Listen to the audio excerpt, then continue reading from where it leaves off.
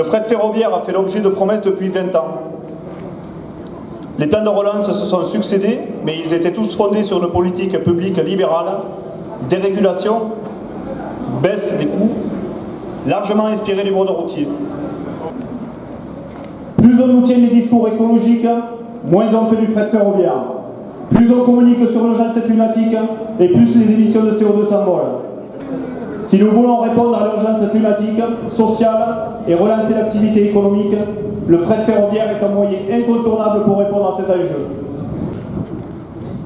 Pour la CGT, seul le service public ferroviaire répond aux défis économiques, industriels, sociaux et environnementaux et permet l'égalité de traitement sur tout le territoire national.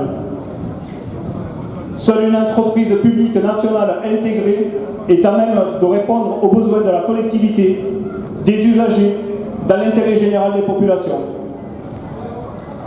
Dans son plan de développement pour le fret SNCF, la CGT avance 13 propositions porteuses d'avenir.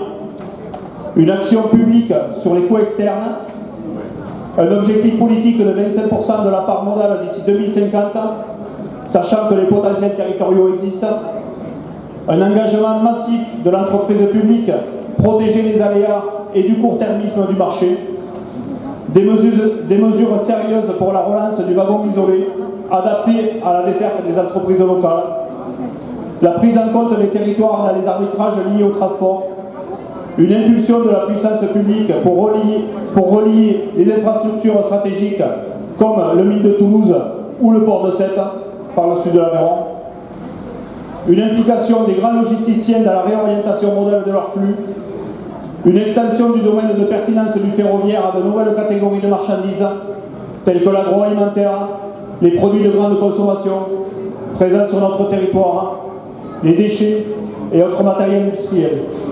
Un changement de la stratégie industrielle de SNCF, réseau, dans la gestion des infrastructures soutenues par l'État, la complémentarité avec les autres modes de transport connectables via des plateformes multimodales possibles, déjà existantes, ou à créer, comme à Séverac-le-Château par exemple, près de la 75.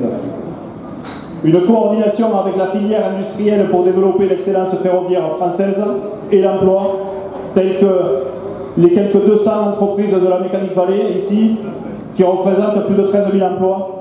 L'exemplarité sociale, car il ne peut pas y avoir de transport de qualité sans emploi et conditions sociales de qualité. Et enfin, la coopération internationale européenne et eurasienne. Il appartient donc aux élus, aux collectivités locales et citoyennes de notre territoire de s'emparer de l'ensemble de ces exigences pour faire en sorte que le service public SNCF de transport de marchandises et de voyageurs retrouve la voie du développement. Nous savons que le collectif Tous Ensemble pour le bassin des Causes-Vidois a inscrit ces enjeux dans la motion votée le 11 mars dernier devant l'Assemblée et adressée au Premier ministre et s'apprête à y réitérer ses demandes auprès des ministres concernés. Ensemble, agissons pour l'intérêt général en redonnant du sens à l'action politique et à l'intervention de la puissance publique. Merci de votre attention.